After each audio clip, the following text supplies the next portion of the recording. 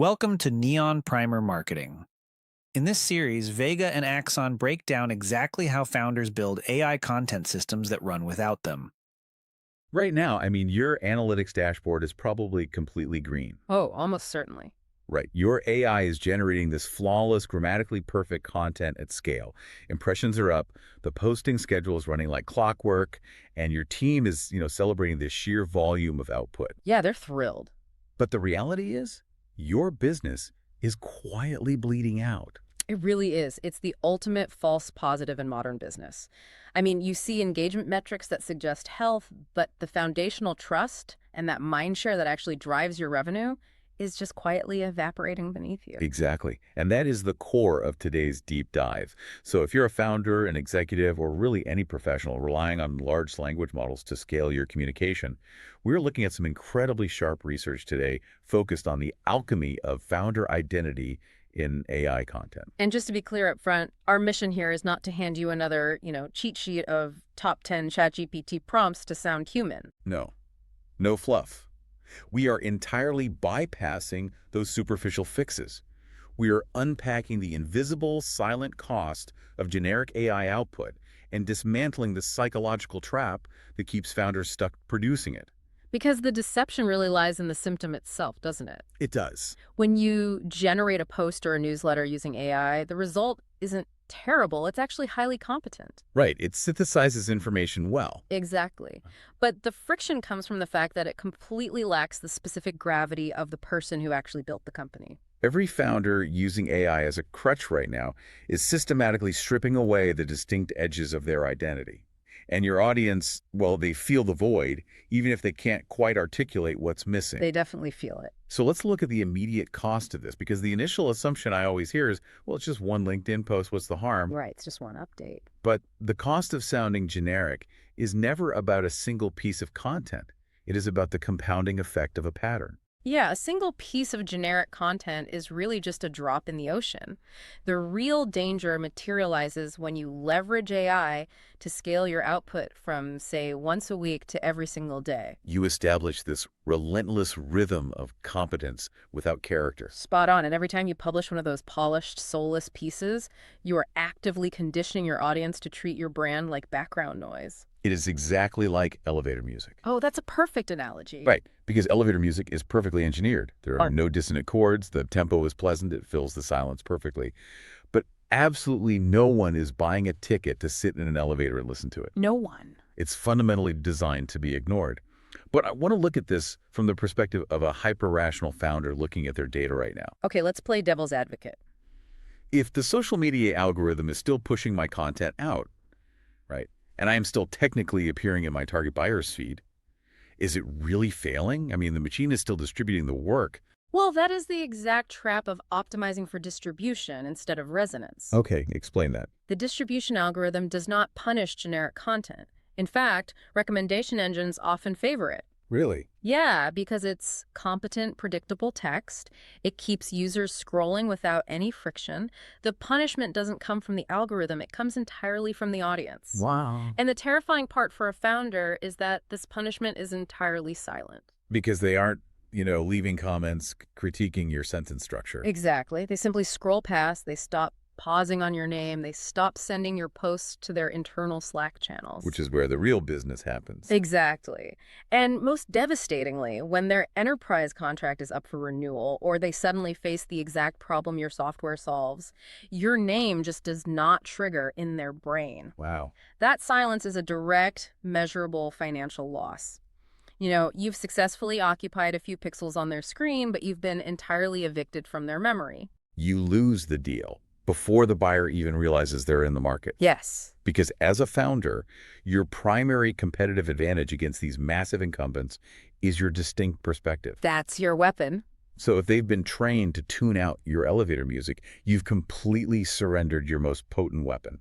And when founders start to sense this, when they notice the drop in inbound messages or just the lack of qualitative feedback, their immediate instinct is to try and outsmart the tool. Which brings us to the next trap. We really have to tear down the myth of the perfect prompt. Yes. This instinct is where the statistical realities of large language models just collide head-on with human psychology. The fallacy usually sounds something like this. Hmm. My AI output is a little dry. I just need to engineer a better, more robust set of instructions. If I give the machine a highly detailed prompt outlining my personality, it will finally sound like me. Right, but the fundamental flaw in that logic is assuming that specificity in an instruction is equivalent to identity. And it's not. It is not. You are attempting to mandate a personality into a system that operates entirely on mathematical probability. Okay, let's ground that in a real-world scenario. Let's say I realize my content is lacking punch. So I build this prompt that says, rewrite this thought leadership piece. Act like a BDB SaaS visionary. Be bold, be highly direct, use short sentences, and incorporate a slightly contrarian tone. Sounds very familiar. Right. That feels incredibly specific to a lot of people. Why does that fail to capture my voice?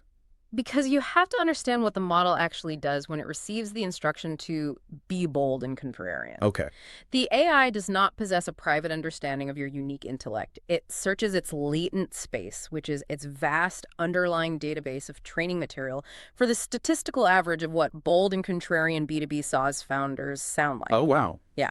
It aggregates the tone of like 10,000 generic tech blogs, startup manifestos, and LinkedIn posts. And then it applies that statistical average as a stylistic filter over your topic. So you aren't getting your voice at all.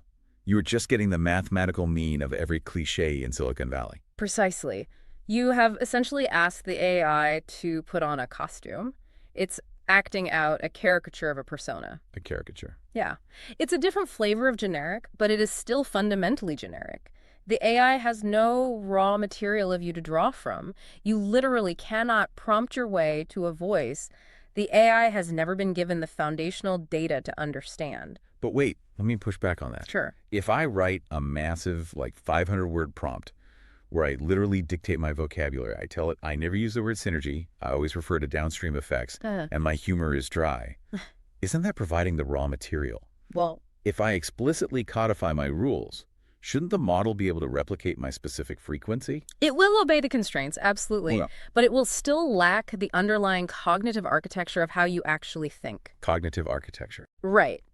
A list of constraints tells the AI what not to do or what stylistic flair to add, but it doesn't give the AI the contextual history of why you think about a problem a certain way. Ah, I see. Your voice isn't just a collection of forbidden words and preferred punctuation. It is the highly specific, idiosyncratic way you connect two seemingly unrelated concepts during a live sales call, for example. Right, those spontaneous moments. Exactly. A prompt cannot generate that associative leap. It can only simulate the aesthetic of it. Okay, so if prompting is statistically doomed to produce a caricature, the next logical leap founders make is trying to forcefully document their persona. They do try that. Right. If the AI needs data, No. the founder decides to sit down and write the definitive guide to their own voice. But we run straight into a massive psychological blind spot here. This is the difference between invention and extraction. And confident leaders struggle immensely with this reality. Oh, big time. The assumption is always, well, I am the one speaking every day. I know exactly what I sound like. But the paradox is that they know what they are saying, but they have almost no objective awareness of how they are saying it. None. Because founders are deeply embedded in their own ecosystems. You know, they spend years absorbing the vernacular of their competitors, their investors, industry media. It's like an echo chamber. It really is. And over time, a blending effect occurs. It becomes incredibly difficult for them to parse out which opinions are genuinely their own and which are just absorbed industry dogmas they've subconsciously adopted. It makes me think of the impossibility of describing your own resting facial expression. Oh, that's a good way to put it. Right.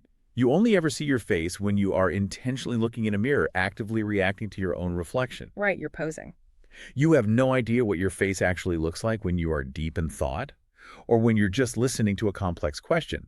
You need an external recording, a photograph taken when you weren't posing, to see the reality. Exactly. So when a founder sits down with a blank document to describe their voice, they basically start posing. They absolutely pose. That is the essence of invention.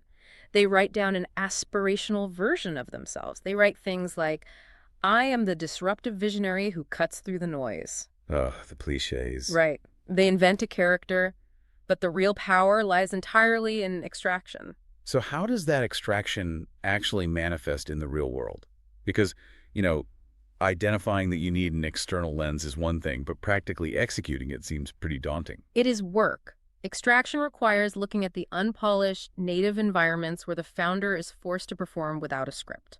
Like where? It means analyzing the transcripts of contentious client dispute calls. It means looking at the raw, unedited Slack messages they send to their product team at 11 p.m. when a launch is failing. Oh, the really stressful stuff. Yes, because Well, that is where you find the true sentence rhythm. That is where you find the specific inside baseball phrasing that makes their actual buyers feel understood.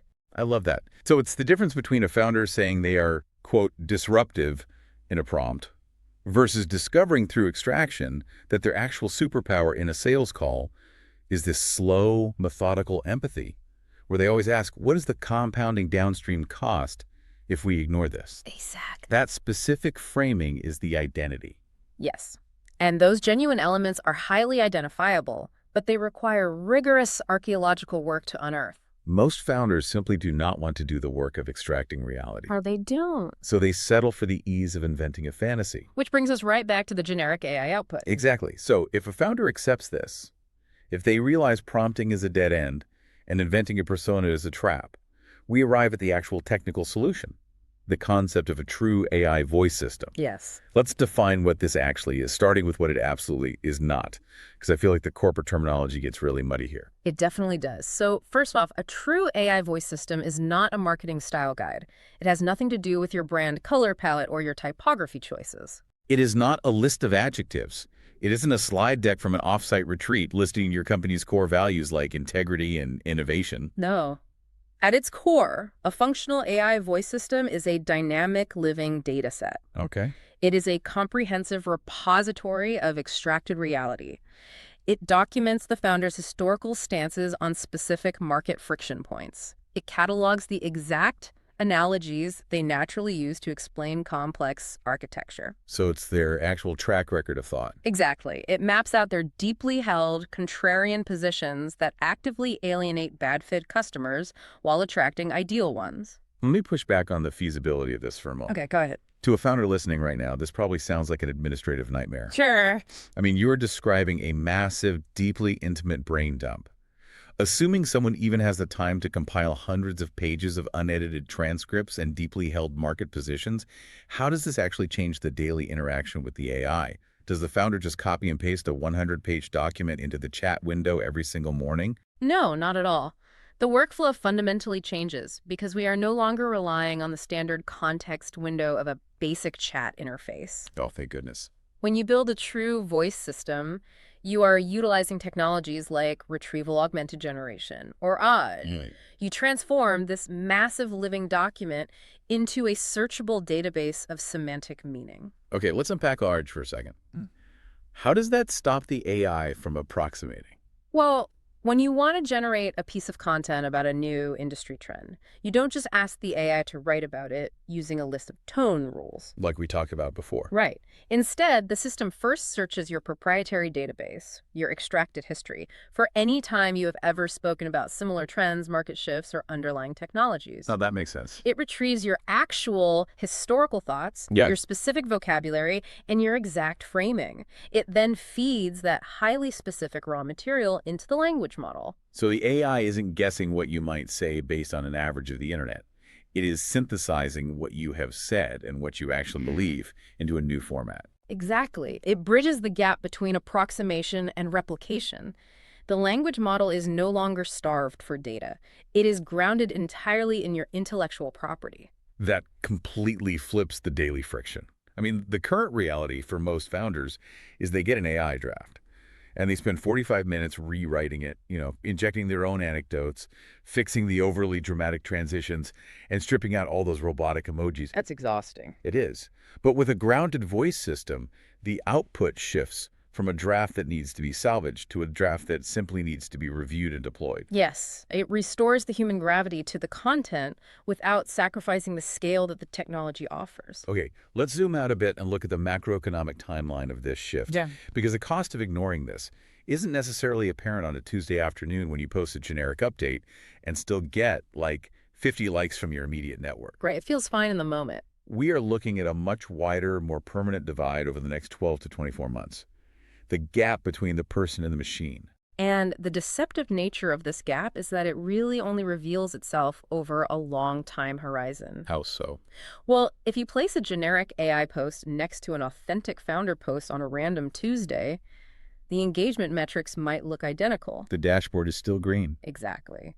But stretch that timeline out over 18 months. One founder's feed reveals a complex, evolving intellect. Their audience sees someone who grapples with nuance, who occasionally admits to changing their mind, and who possesses a distinct, identifiable worldview. A real human being. Yes. Yeah. And the other feed reveals a tireless, perfectly polite machine that never says anything truly controversial or deeply insightful. And the ultimate truth of any market is that humans are biologically wired to follow other humans. Absolutely. They connect with conviction. Yeah. They connect with the specific idiosyncratic ways we view the world. Audiences will tolerate the output of a content machine only as long as they have to. Right, until there's an alternative. Exactly. The moment a competitor enters that same market with an authentic, extracted human voice, the defection is going to be total. And referring back to our first point, it will be entirely silent. That's the scariest part. The audience won't announce they are leaving. They will simply shift their attention, their trust, and their capital to the person who actually sounds real. Because the trust built by the machine was merely an illusion of presence. It shatters the moment real gravity enters the room. Let's synthesize the architecture of this problem for you, listening right now. We started with this silent financial penalty of generic output. The reality that every piece of perfectly polished elevator music you publish is actively training your target buyers to ignore your existence when the buying window finally opens. We dismantled the trap of the perfect prompt, proving that large language models require foundational data, not just stylistic instructions, because specificity can never replace actual identity. And we examined the profound psychological barrier of invention versus extraction. The reality that founders cannot simply imagine their own voice. They must do the rigorous, often uncomfortable work of extracting their genuine rhythms and framings from unscripted environments. Like those late-night Slack messages. Exactly. And finally, we mapped out the mechanics of a real AI voice system. Not a mood board or a brand deck, but a living, retrieved data set that shifts the AI from a state of statistical approximation into a state of authentic replication. So if you are listening to this and you are using AI to scale your leadership, the question you must confront is not about your output volume. Not at all. Look at the behavior of your most important buyers. Are they actively engaging, arguing, agreeing, and sharing your perspective? Or are they completely silent? Because if they are silent, your current strategy is already cannibalizing your market share. The bleeding is happening right now. It just hasn't shown up in your dashboard yet. You know, when you look at the trajectory of where digital communication is heading, it really forces us to consider a fascinating dynamic. What's that? We are rapidly crossing the threshold into an era of infinite, zero-cost, perfectly polished content. An ocean of flawless competence. Exactly. And as the global audience becomes hypersensitized to the predictable perfection of content machines, the signals of status and value are going to invert. Oh, that is so interesting. Will the most valuable, highly trusted founders of the future be the ones who intentionally leave their content slightly unpolished? The jagged edge. Yeah. If perfect polish is the undeniable hallmark of the machine, maybe the slight grammatical imperfection, the conversational tangent, the raw, unedited thought, maybe that becomes the ultimate premium proof of life. It very well might. Keep extracting the real you. Thanks for joining us on this deep dive. We'll see you next time. If you want help running this audit on your own stack, that is exactly what we do. neonaliens.com.